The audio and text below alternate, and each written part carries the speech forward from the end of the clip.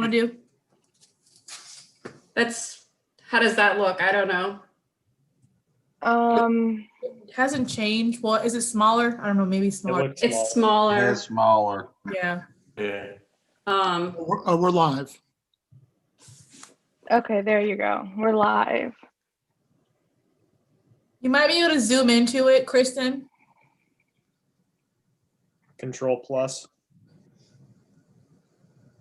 That didn't work. or the bottom. What's that? Oh, yeah, at the bottom. Yeah, Right. the very, very bottom right. There's like there's a number that says 140%, and there's a plus next to it, bottom right. I don't have that. The blue part, Yeah. So, the bar down there. There you go. oh, that?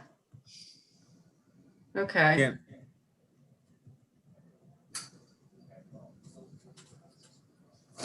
I don't know. It's kind of, what does that look like for you? That's good. Okay. All right. I think we're missing Delegate Jalisi. Yeah, there's nobody in the waiting room. Okay, welcome everyone to the first Natural Resources and Ag Subcommittee of the 2021 session. You'll see that we are streaming live, and I think all the legislators, of course, know each other. My aide, Teresa Warman, is running the Zoom, and I see we have James McKittrick from DNR, Cassie Shirk from Maryland Department of Agriculture, and then some other advocates in the room. So thank you all for being here.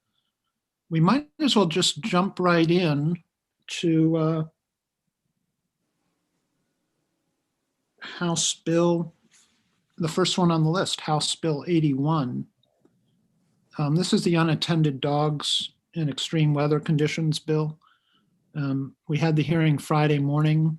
It's a bill that we had last year, and it went and it was voted out of the committee and out of the House. Is there any discussion on this bill? I'd move unfavorable, but Charles, yeah, I think you were. I think I was one of the three last year. I think you might have. Charles, I amended this bill, I think pretty significantly because of some of your objections. It included a warning the first time as a penalty, Right. a fine. Yeah, I know you did work with me quite well on that. I know, but we did make changes based on your, I'm going to constructive criticism. And the other thing is, because you had some issues with the specificity around the definition of what's an acceptable structure, got rid of the, the requirement that it be at least 2 inches off the ground. We did tweak it specifically in response, in all seriousness, to your concerns. We'd like to think that we got it right. So it is back in that same form. We also responded to multiple requests by the AKC folks about exempting various types of dog activities, sporting and herding and sledding. And, so we were flexible with that too, even though that is not really what this bill is intended to do. That's the kennel clubs? Yes, yes. You took into consideration a lot of and actually I think it might have been Delegate Clark who recommended the herding language for a working dog. He was concerned about that scenario, but the other suggestions, Delegate Otto and everyone on sledding and other type of training came from the AKC, from the Kennel Club people. Yes. Yeah, we did quite a bit on this bill last year. We did. And Delegate Otto, I know we worked with you a lot. And any more discussion on this bill? Well, I'll be quiet and we'll go from there, but don't beat up on me if I vote against it. All right. Don't beat up on Charles, everybody. Mr. Chairman, can I make a motion to move it favorably? Yeah. Yes, Second, second. Delegate Okay. Wells. Now, this will be the first vote we're taking by Zoom for this subcommittee. I'll just sort of look, I think I see everybody on the screen. So everybody in favor, aye, or raise your hand. Aye. Any against? I don't see I'll vote anybody. against it. but- Okay, Charles, we note it, and, but thank you for. I mean, I'm not gonna fight it. I'm sorry, I just went into another meeting. Yeah, I Sorry, can't- guys. Charles, I've locked myself in. I can't see y'all for some reason. we can still see you, Charles. No, but Good. thank you for your input, because I think we worked on the bill and, I think so too, and I appreciate that. yeah. Okay, so we passed House Bill 81 favorably to the full committee and in the form it was last year. The next bill on the list, House Bill 232. This is the bill that alters the makeup of the Agricultural Commission and adds a member of the hemp industry. This bill was heard Friday morning. It was passed out of the House last year in this form. Is there any discussion on this? Move to approve. All Second. right. And I heard a second, I think, from Charles. Yeah. Yeah, I second it too. Cassie, you can hear us, Cassie? Under the bill, it says that 2 names are nominated and the governor picks one. Is that how it works? Yes, correct. So members of the Ag Commission are selected. The department works with each of the specified commodity groups that are represented on the Ag Commission. And then from that, we take a list and then we pass them along to the governor's office and then the governor appoints them. So it's the Department of Agriculture who basically sends names to the governor. Yes, we work with the commodity groups that are represented on the Ag Commission. And then we send those names to the governor's office. Does it ask for certain groups to submit names to the department, or like the Farm Bureau or So for instance, with this specific seat that we're talking about with the bill, MDA would work with the hemp industry. And then, we would take those recommendations and then pass them along to the governor's office. And then they would go through their process and then nominate and then select someone. Okay, we have a motion and a second. All those in favor of this bill? Aye. Aye. Is there anybody against or abstain? Okay, that one's unanimous. All right.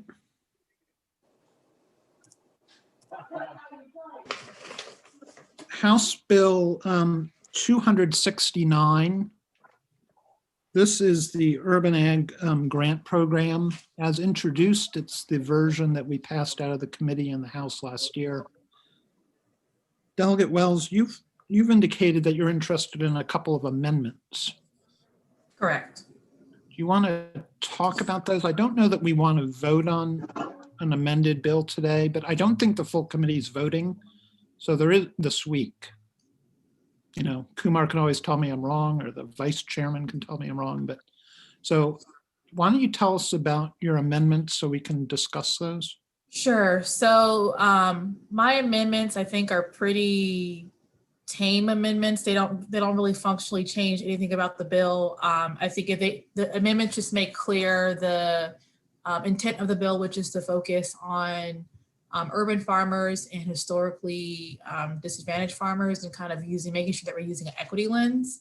So that is what the amendments does. It does not substantively change the bill. At least I'll wait to hear from our counsel. Maybe I'm wrong, but my reading of it is that it doesn't substantively change it. Sorry, I had a kid come in and I missed if there was a question for me. Oh, well, Kristen, we're talking about Delegate Wells's amendments. She had 2. Did you get a chance to look at the 2 amendments? So yeah, and I'm happy to show them here if you would like to discuss them. They are, I think what I was hearing Delegate Wells saying that they're non-substantive amendments. There's one that would,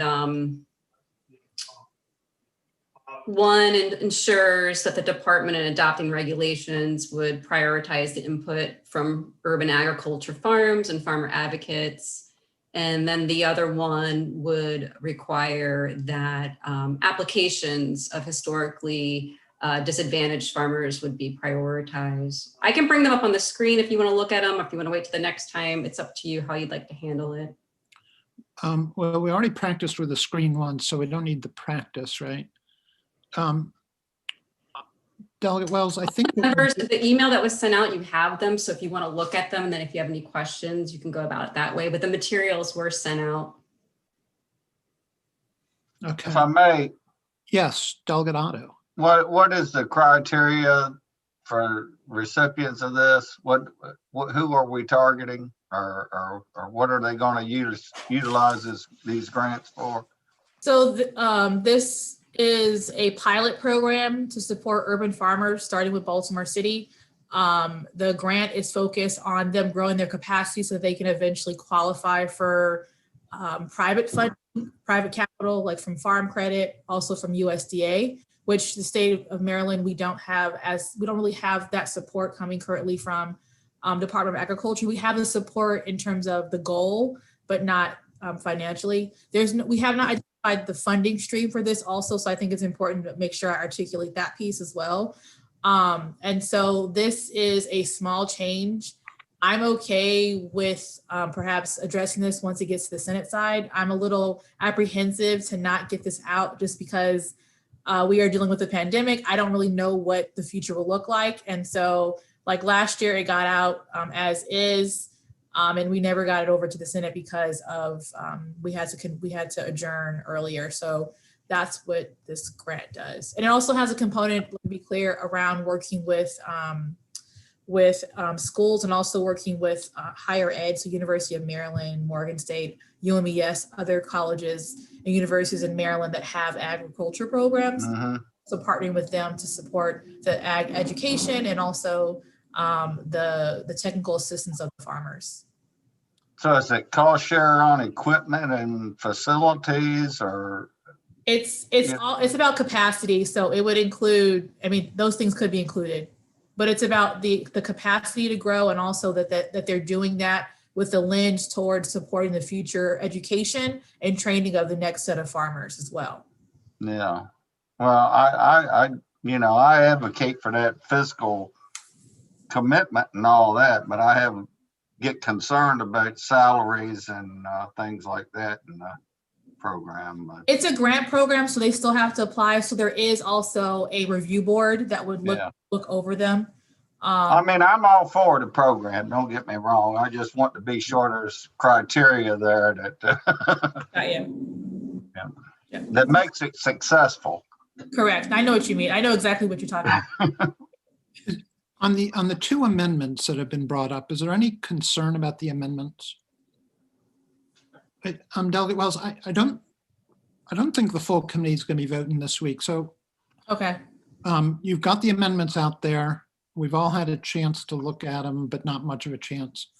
We can easily put this bill next week on the agenda. And unless somebody has a problem with the amendments between now and then, I think we'll just, that'll work nicely. Okay. And then but however you want to handle it next week, I think we'll handle it that way. Perfect. Thank you. Okay, so we'll hold House Bill 269.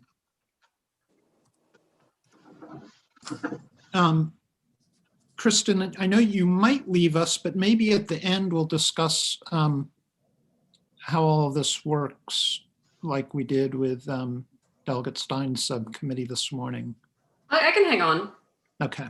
Do you want this? I took the agenda off for my view. Did you want the agenda back on? Or are you okay with just? Right. verbal, like Patrick's bill is House Bill 293 that's coming up next. Do you want me to put that back up there for you? No, I think we're all. Yeah, good. Okay. It just, for me to have a fuller screen, it just makes it easier to kind of keep watch of what, folks are doing. All right. Well, I'll wait till you guys finish and I'll hang on. Okay, the final bill on our agenda today is House Bill 293, Organized Killing Contests. This is another bill like the first one that we did that we put a lot of work into last year, and we amended it a number of ways. We did some background research. Is there any discussion about this bill? Is it still in the same posture as last year? Exact same. It's limited to certain species that, Coyote, fox, and raccoon. okay. So groundhogs and deer in particular that concern me. I mean, we do some farmers feeding the hungry and this, that, and the other, and sometimes put an incentive there on the largest doe and things like that put some incentive to it that becomes a contest. But it's quite effective to control the population and to put the meat to good use. So, No deer. Delegate. Right, they're not affected, as Patrick said. All right, this is a bill that we had last year. Is there any more discussion on it? Is there a motion on it? Janet, you gonna move your bill? I'll move favorable, sure. Second. All right, all those in favor? Aye. Aye. Any opposed? Charles, that was an opposition. no, it wasn't opposition. I was for it. Okay. Okay. Well, that covers our agenda. Let me just thank the visitors. One thing we have to figure out is how we're going to do this going forward. Jennifer, I see you're on. You've been to a subcommittee before. Does it work from your angle to join the Zoom like this? And there's talk about having like the camera off if you're not talking. What's your sense of this, Jennifer? We deeply, deeply appreciate the ability to be in the Zoom with you delegates. There were no questions today. That's not always the case. And for those of us who are working from home and fretting continuously because we can't babysit our bills, being able to be here gives us a lot of emotional relief. So we just thank you. I think having a rule that if you're not a delegate and you're being allowed to participate, to keep your camera off, keep your microphone off unless you're called on, that would certainly work. But just the ability to have the access, it's really appreciated. This is a very difficult session. Teresa, how did it work for you from the Zoom angle? I think it went great in allowing everybody in rather than having to pick and choose the delegates and the not delegates did make it easier. Cassie and James, I think what we might do is, you'll always be alerted to when we have these meetings. But as today happened, it basically depended on when hearings ended. And so we'll just start accumulating names for the email invitation list. And as long as we don't have any problems, we'll just handle it this way. If we do have problems, we'll have to rethink it. Patrick and Kristen. Well, I wanted to say, and this would help Teresa, I'm looking at Delegate Mary Lehman, and she says Delegate Mary Lehman in her name, which I think you all should probably do, Del or Delegate. So that, the public's looking at this too, and they wouldn't know who, like yours says Jim Gilchrist. May want to put up Delegate or Subcommittee Chair, whatever. Delegate Gerald Clark or Jerry Clark, just to let the public know that, you're not an advocate, you're a delegate, and the people with the names are advocates or staff or whatever. Yeah, I thought I think Kumar advised us to do that when we were having that organizing meeting, because some of the members on the full committee had delegate with just their last name. Other people like Sheila had just DEL, but just so you could see at a glance who was whom, that, you know, he told us to do that. So I changed mine at that point. You know, I think the problem is that some people change their names depending on what meeting they're in. And Or they just have to remember to Right, change just it have- back. Right, So exactly. I set mine on my Zoom account now to be delegate so that it comes up with that by default. And if I'm in a meeting where I don't want it to say that, I can easily change it and remove it. What would I have to do to change my name permanently? Go to Zoom. I think Therese just did it for you. But no, I did. Oh, you did it. But if you I want to didn't, change but it, that's going to be just for this meeting. yeah, if you want to change it permanently, you have to go to Zoom on the website and log in and change your profile. Oh, okay, Yeah. okay. Yeah, okay. That's But interesting. that's why because I think I the last changed time I changed mine was just on a meeting and it did save. Oh, did it?